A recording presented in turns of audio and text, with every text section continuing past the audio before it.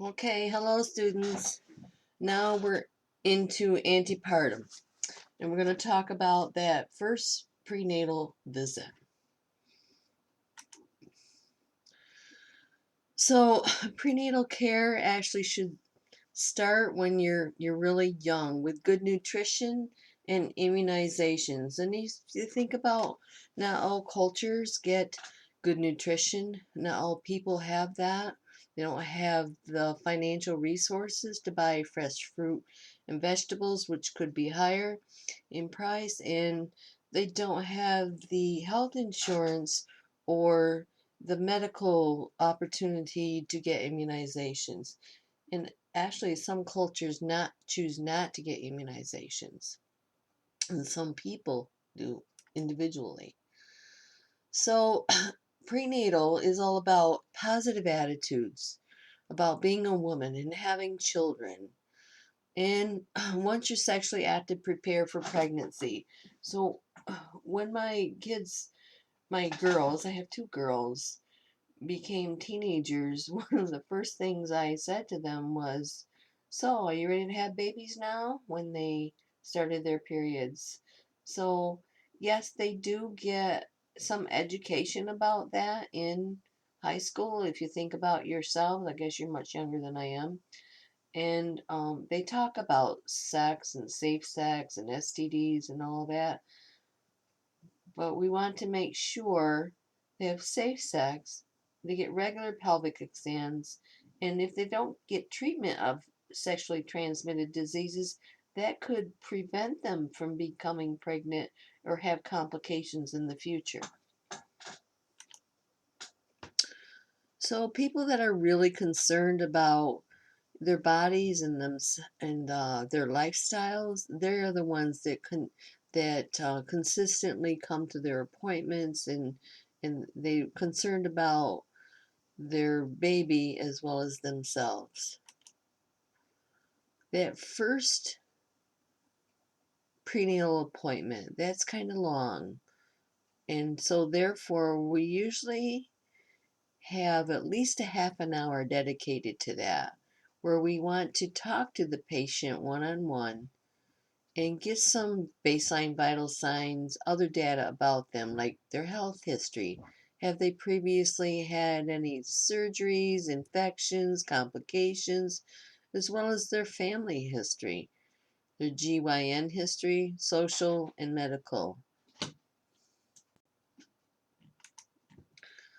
So, in that first visit, we want to make sure that there's at least a half an hour that we spend and take time with the patient, and also explain to her that first one is the longest and how frequently she'll need to come in to check the fetal well-being in herself and see how well she's progressing in this pregnancy. So, the purpose is to establish a baseline. How far along in the pregnancy is she? That's called gestational age. Is she 2 weeks, 5 weeks, halfway through the pregnancy? So there's different things we can do to monitor that, like we're taking measurements, right? In fetal development, how is this infant doing? If it's a high risk client, in other words, she may have high blood pressure, she may be a diabetic or have other complications, she's most likely going to come in more frequent. Instead of once a month, she might come in twice a month. And as she gets closer to her due date, even more frequent than that. Okay, we want to encourage them to take childbirth classes.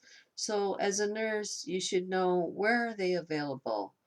And do you have to pay for them as well? Most of the hospitals offer free childbirthing classes and also breastfeeding classes if they're going to breastfeed. Where are they located? How much are they, if they do charge for those? So preconception visit. She's not pregnant yet, but there's many different reasons. When you go to the clinic, people are there about they're having complications due to infertility, Or maybe it's just a young woman that just started her period and she is seeking out birth control options. So there's numerous reasons. So, a healthcare provider, you have a choice as an individual as to where you want to go for your health care. Is it to a clinic?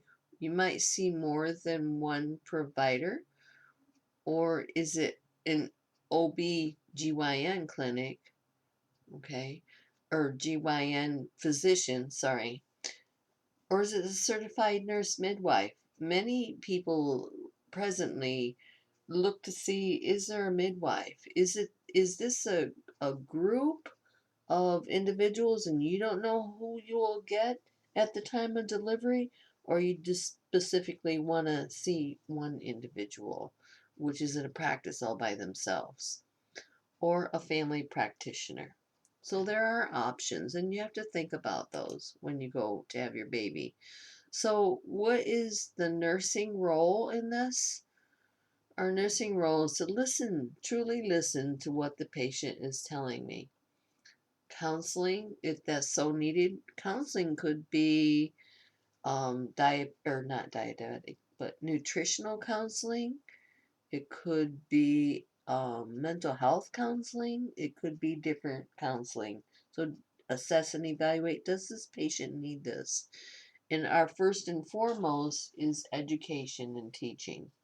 That's what we do. And don't forget, we need to document that as well. So, ways to improve nursing. We're going to schedule the initial visit as soon as she calls to prevent for prevention of any complications. Um, I know that I used to go to a provider, and in their waiting room, they ran in a loop things about diabetes and about pregnancy and what you can do to stay healthy. Those are good things. Obviously, we're going to provide privacy when we talk to our patients, so you can't go out in the waiting room and talk to them. Wait till they're in the room and behind closed doors.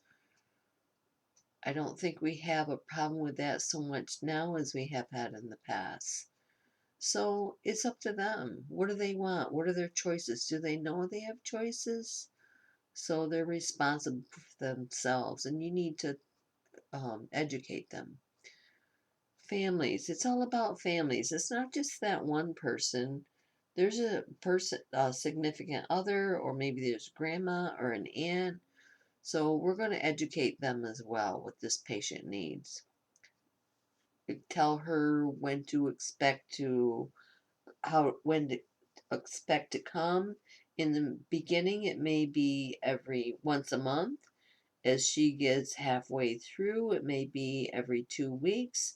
And then as we get closer to the due date, it may be every week. So educate the patient about her options too. You can do this or you don't have to. Do you want an epidural or don't you? Do you want to get up and walk around, or would you rather just remain in bed and we can monitor you from there? So there are numerous and many options the patients have. Oftentimes they are not aware that they do have options. So educate them. So prenatal care is so important. We want to reduce the risk of preterm births. Now, the March of Dimes had a campaign out, and they um, had conferences, and they talked to women about maintaining their pregnancy, and because you'll get where um, women are not really aware of what the tests are for, what complications that can happen. So these are some of the complications that you can get that can actually cause death, which is an ectopic pregnancy. The woman gets pregnant within her tubes. An embolism. Okay. Oh shoot.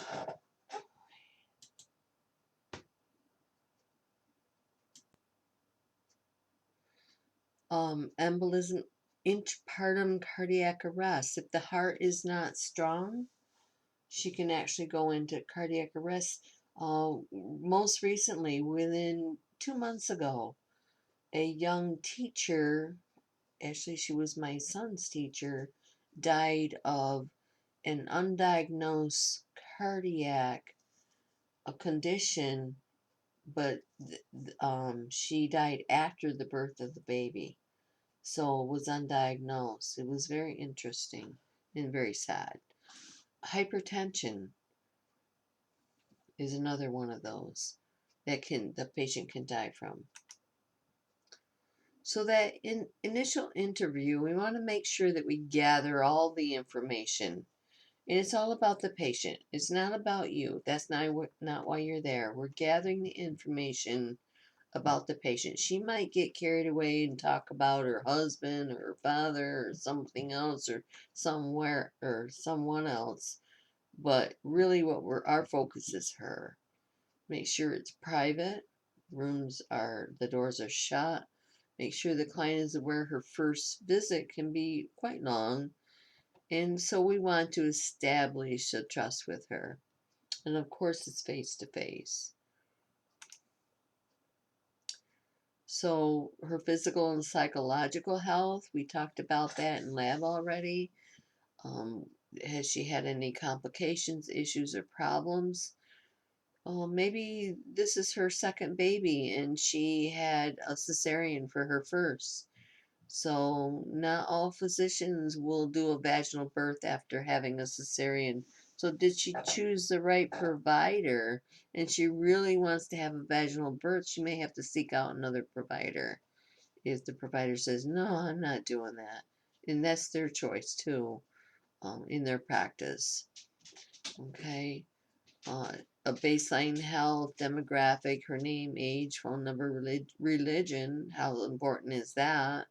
And insurance. Does she have insurance? If not, maybe we can set her up with some insurance.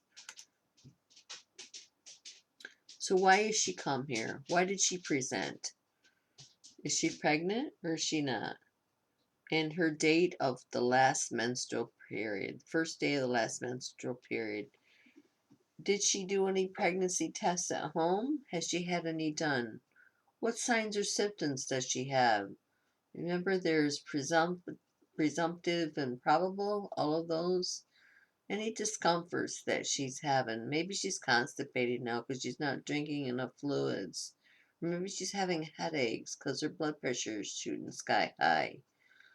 Has she had any contagious disease exposure? Well, right now we think of COVID-19. There are other diseases as well.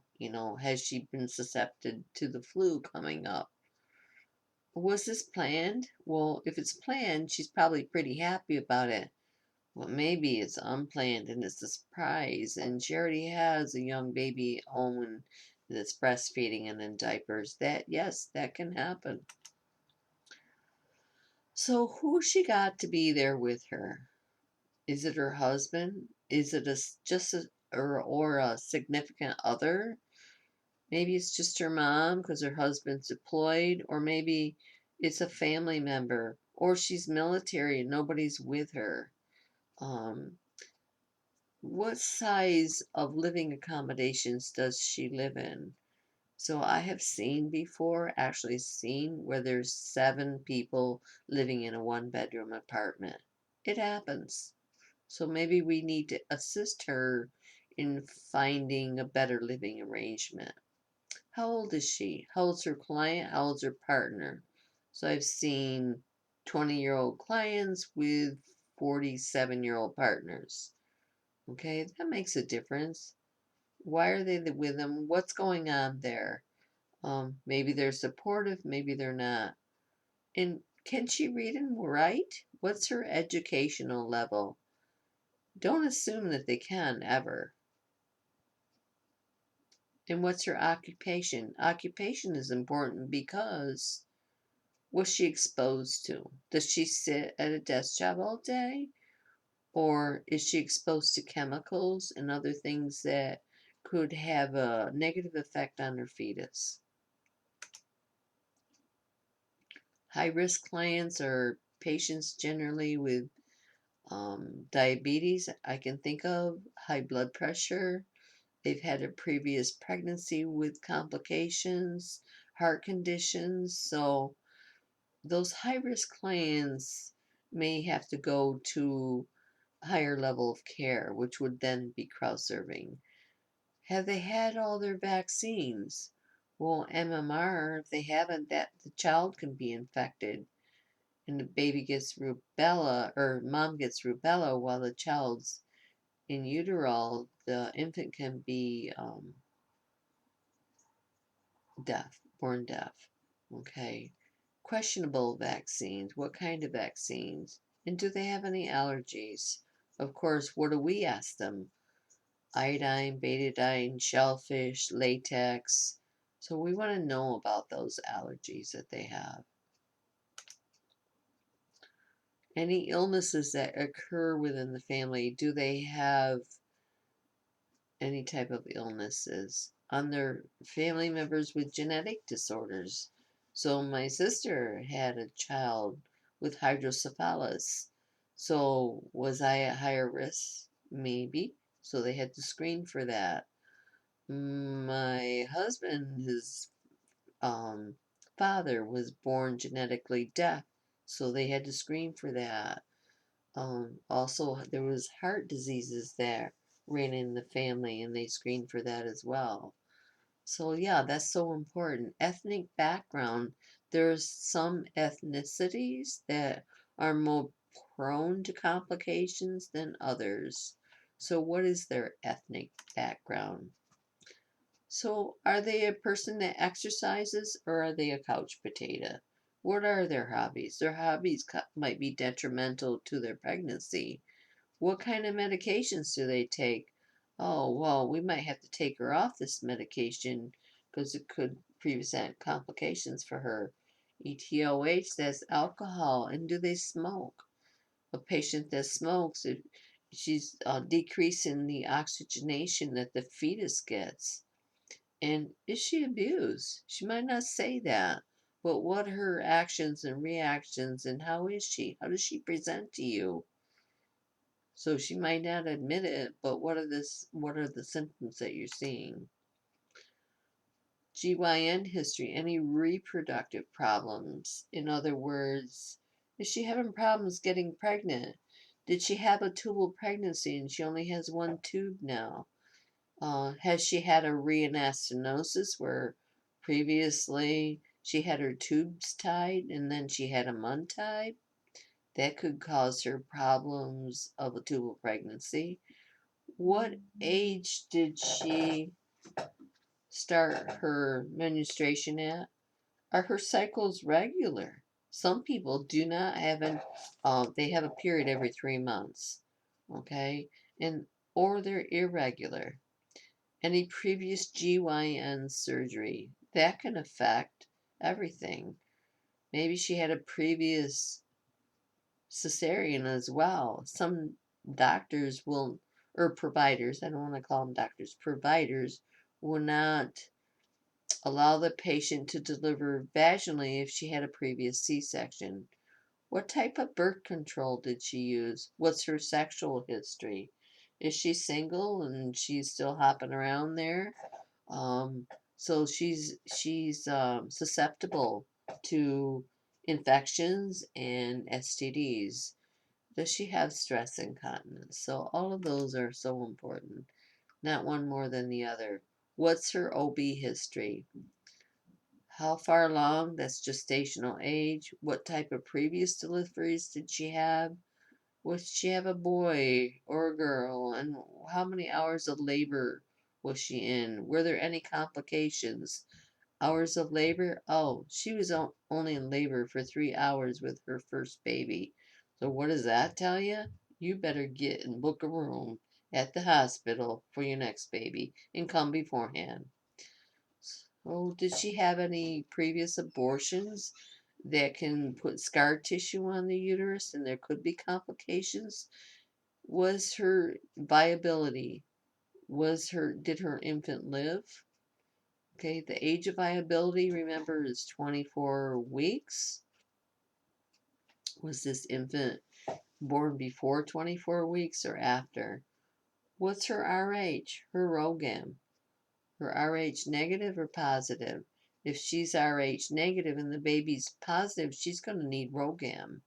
What's her gravida? Remember, gravida is how many pregnancies she has had.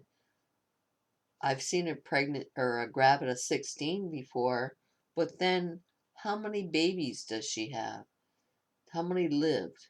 So sometimes you'll see it gravida para, how many living children?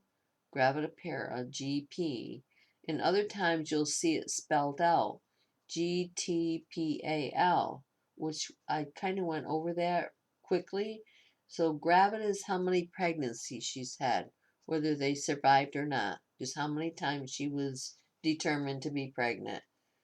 Okay, G, gravida. T, how many of those pregnancies were term? A term pregnancy is 40 weeks, a full term pregnancy. So anything above 37 weeks is considered term. Preterm, anything prior to 35 weeks is considered preterm. Preterm, before the due date. PT, how many were term? They went full term. A, abortions and miscarriages are under the same category. However, I would not ask that one in front of family members because sometimes the patients have elective abortions and sometimes they have spontaneous miscarriages with they have no control over. I believe I would look in the charts for that one. And if you ask the patient anything about it, make sure that there's no one else in the room because they're not going to tell you honestly. They may have kept it hidden from their partner, and that's their prerogative to do that. Support. Well, who's going to be there for them? Who's going to make sure that they're doing okay? If they need any assistance, who's going to help them out? And is the partner okay? So one time, the significant other said she wanted the kid, I didn't. Or it could be vice versa. I didn't want this kid. It was an accident. So you have to look at how do they feel about this? Are they okay with it? So you have to talk to the patient. So you have to also tell them what to expect when they first come in. They need to put on a gown, empty her bladder. She needs a clean catch urine. That's what that CCUA is. And how to do a clean catch urine. Do you know how to do that? Wiping front to back, peeing a little bit, and then peeing the rest of it in a cup. We're going to get her basic weight and height, how many pounds she can gain, and her basic vital signs. Those are all our preliminary assessments of her. And how does she look? How is she disheveled or is she well taken care of herself? What's her mental status like? Okay. So remove any distance, determine the cause, right? Head and scalp. We talked about chloasma, which is the butterfly on the face, which is just a sign of pregnancy. Check her out, head to toe. How's she doing? Right? That's that head to toe assessment. What does she look like? Where does she start with? And all that's to be documented. So we also not want to know her rate and rhythm. Just like if you were admitting any patient, you're checking them out head to toe. Respiratory rate as well. What does she sound like? Does she have asthma? Does she have other complications? So it's not unusual for this patient to develop a rash all over her body. It's awful and it itches due to increased estrogen levels, or she can develop it just on her hands. I've seen that happen before too. Or her, and we want to check her out for DVTs. You know what DVTs are, any edema and how she walks, all those things. So with her abdomen, we're going to check out the fundal height. How far does she measure? So if you use the measuring tape, from the suprapubic bone to the top of the fundus, that's where we're going to palpate, we can actually measure how far she is along. But you won't really get it until she's about 14 to 16 weeks of pregnancy, because then the uterus comes up over the top of the pelvis. We will try for fetal heart tones. Normal fetal heart tones, this says 120, I need to change that, 110 to 160. You can usually hear it. I would say I have a hard time hearing it at 10 weeks, but definitely at 14 to 16 weeks with a Doppler. Know what a Doppler is? Well, you'd check those pedal pulses with a Doppler when you couldn't find them, but this in maternity, a Doppler is used for fetal heart tones. Or you can hear it with a stethoscope at 18 to 20 weeks, but we usually use a Doppler. So she'll get pelvic exam to feel for those internal and external organs. How is it going? What does it feel like? On signs and symptoms of pregnancy we're looking for. Maybe a pap smear, some cultures, check for any infections. So oftentimes there's a vaginal rectal exam involved here. Some physicians do just the vaginal, others do both. So we want to know what the pelvic size is. Type of pelvis she has. Oh, remember that's important because she has the gonocoid that's really great. And used to be providers would measure for that, the anterior, posterior, but they don't so much anymore. We do talk about that a little later. Okay, and we'll get measurements of how many weeks along she is, labs that we might need, all right, CBCs, platelets, all of that stuff. MSAFP is maternal serum alpha fetal protein. Those are um, labs that are done initially in the early part of pregnancy, and they test for neural tube defects. Type in RH. If she's RH negative and baby's positive, she's going to need ROGAM. So we want to know what that is. Indirect Coombs, is there a problem where the fetal blood crossed with the maternal blood, antibodies, HIV screening? HIV screening is New York State requirement. All patients are tested for that. And so we get the results. We don't have too many up here that are ever positive that I've known of. A glucose tolerance test is what her sugar is at. So is her sugar within parameters? In other words, there's a test that can be done to determine that. We're going to do a lab urinalysis and of course a TB screen. All these things are done at that first prenatal visit. We're going to evaluate and look at all of that data that we have had. High risk clients, infertility, prolonged labor, they had a really long labor, and the STDs, they would affect that as well. Sexually transmitted diseases. A previous stillbirth, we would want to be concerned. The size, oh, was this a 10-pound baby in the last delivery? Well, they just keep getting bigger, so we want to look at the size of the baby. How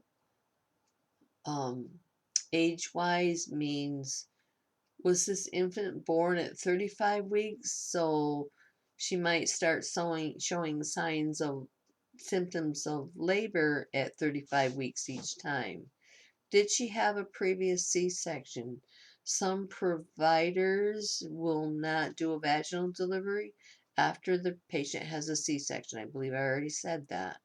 How much has she gained? Maybe she hasn't gained adequate weight, or maybe she has. Does she have any cardiac problems or any cardiac diseases? Remember, the cardiac increases 50% or more. So therefore, we want to monitor her heart. Did she have? She came and she was 37 weeks and she had no prenatal care. Well, that's a concern. What finances does she had? Who's going to support this baby and her type of lifestyle? So comfort measures is next. Okay. You can't really get through pain without no discomfort, even if the patient has an epidural. So strong uterine contractions um, is expected. Pressure of the baby on the cervix, everything, the pelvic floor. Pain is actually good. I believe if it's the patient's due date and she's in pain, is like, yes, you're in labor and pain is good. So, of course, as the fetus is pushing down through the vaginal canal, it's a slow process. And it's a very slow process. And so with each contraction, the fetus goes down a little bit more. So there could be pressure on the bladder. We want her to empty her bladder at least every 2 hours, and you're going to document that as well. It makes her feel a little bit better. Plus, if she has a full bladder, it could hold the fetus up and prevent it from coming down into the vaginal canal. If she has a lot of anxiety or fear about going into labor, this is her first baby, and or she had complications with other pregnancies, the more the patient can relax, the easier labor will go. So there's different things we can do to assist her and comfort her in relaxation techniques. So endorphins. So the key here is to ensure you're mentally and physically in a state that will encourage endorphins to release. Endorphins is the natural body's way of helping everything feel better, making you be in a happy place, and things will go much easier. So endorphins are a wonderful thing. They make you forget about all the pain you had and make you feel so much better. So pain assessment is not this scale. If the patient is in labor and delivery, we go with the coping scale, which I don't have on here. Okay, so the coping scale I'll go over with you when we do our orientation. It's red light, green light, yellow light. So red light, she needs help. Green light, she's doing okay. And yellow light, be cautious. So the pain scale that we're used to, 1 to 10, is what we generally use postpartum. Okay, so you're all should be familiar with that.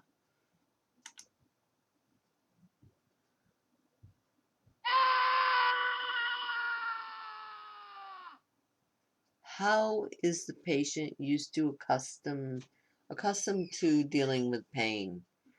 Everyone deals with pain different. So do they scream, holler?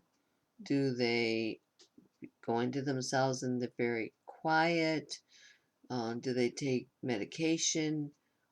How do they normally respond when there is pain? Look at that. Ask them that. What are their coping mechanisms? How do they cope? What do they normally do? And who's their support system? Are they there with them? Are they able to support them?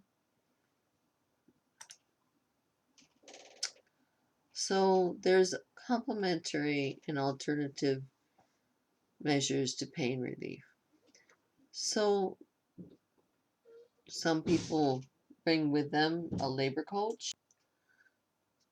So relaxation is so important. The more the mom is relaxed, the easier labor is going to go. She's tensing up tight, it's going to go a whole lot slower. And help her to focus. There's breathing techniques that we can use And we do have a lab where we talk about complementary alternative pain relief measures. Apply heat or cold, hydrotherapy, and therapeutic touch. We'll go over each of those in a lab that we have. So there's narcotics that she can get too. Maybe her plan is, well, I'm getting an epidural as soon as I can. Sure, she can do that. That's not a problem. It's still not going to alleviate all the pain, but can alleviate most of the discomfort. And of course, we're going to talk to her about that, the advantages and disadvantages. What other medications? She can get IV sedation as well. There's regional anesthesia, which is an epidural or spinal. She can have, there are advantages and disadvantages to that. And the nursing needs to monitor the effects. And general anesthesia. The problem with general anesthesia, we don't normally do that on maternity. Within 5 minutes of the patient receiving general anesthesia, the infant is affected and it decreases their respiratory. So we absolutely don't do general anesthesia unless it's a true emergency. And even then, we try to avoid it.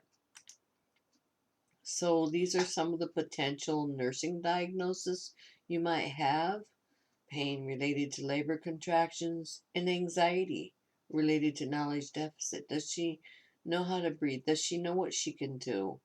It's your job as a nurse to teach her those things. Okay.